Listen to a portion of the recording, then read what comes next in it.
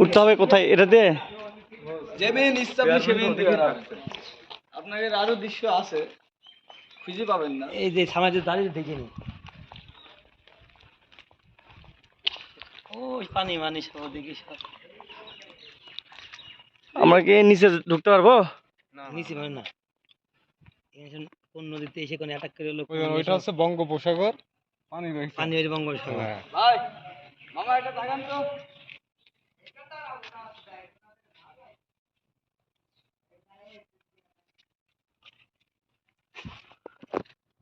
এসব আর কি দেখবো, দেখতে একটু চোখ বন্ধ হয়ে গিয়ে।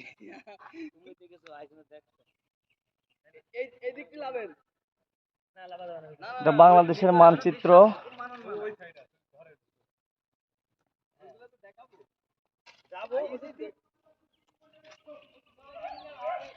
বাংলাদেশের মানচিত্র।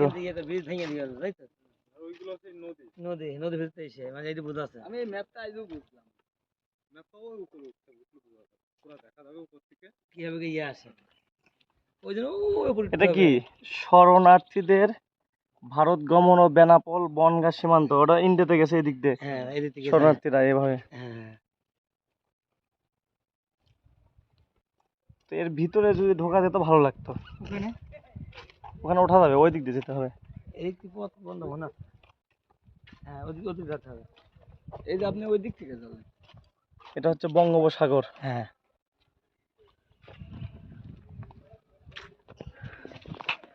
এটা মূলত হচ্ছে বাংলাদেশের মানচিত্র। এই যে এটা, এখান থেকে প্রথম মুক্তিযুদ্ধের সূচনা হয়, মুক্তিযুদ্ধের ঘোষণা এখান থেকে আসে। তার কিছু দৃশ্য এখানে দেওয়া আছে। এই যে সবুজ রং যেটা দেখতে পাচ্ছেন, এটাই মূলত বাংলাদেশের মানচিত্র। এই মাঝখানে যে ফাঁকা ফাঁকা দেখা যাচ্ছে, এগুলো হচ্ছে নদী। এই নদীর মাধ্যমে পারাপার হওয়া যেত এদিক দিয়ে।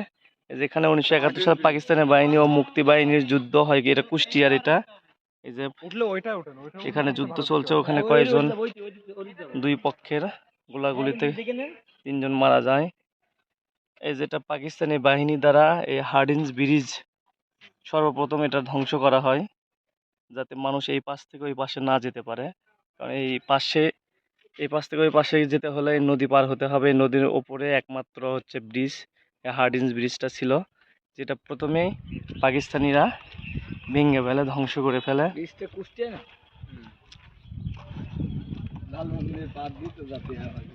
এই যে 1971 সালে পাকিস্তানি বাহিনী ও মুক্তি বাহিনী যুদ্ধ, এটা চাপাই নবাবগঞ্জে এই যুদ্ধটা শুরু হয়। যুদ্ধ হয়েছিল এখানে।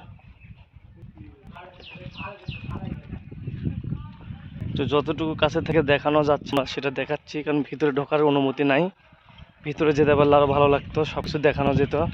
এটা হচ্ছে শরণার্থীদের ভ্রমণ, যারা হচ্ছে বিরল রায়গঞ্জ সীমান্ত দিয়ে এরা বাংলাদেশের যারা জনগণ ছিল তারা ওখানে আশ্রয় নিয়েছিল। এটা পুরোটাই মুক্তিযোদ্ধাদের তৈরি করা একটা মানচিত্র। এই মানচিত্রের জন্য আমাদের যুদ্ধ করতে হয়েছে।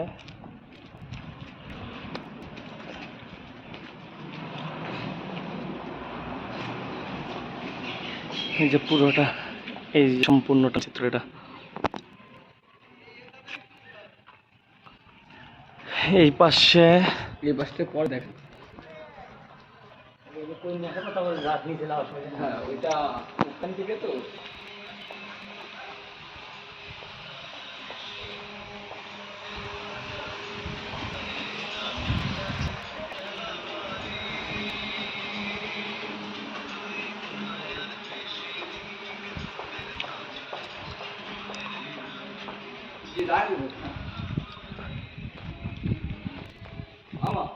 ওই জায়গাটা একটা ছবি ওটা সব হবে।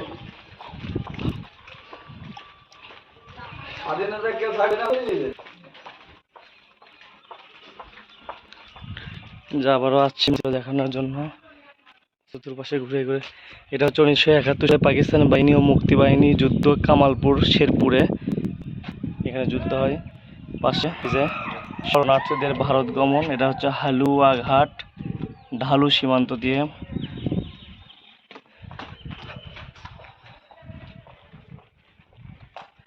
এই তো পুরোটাই হচ্ছে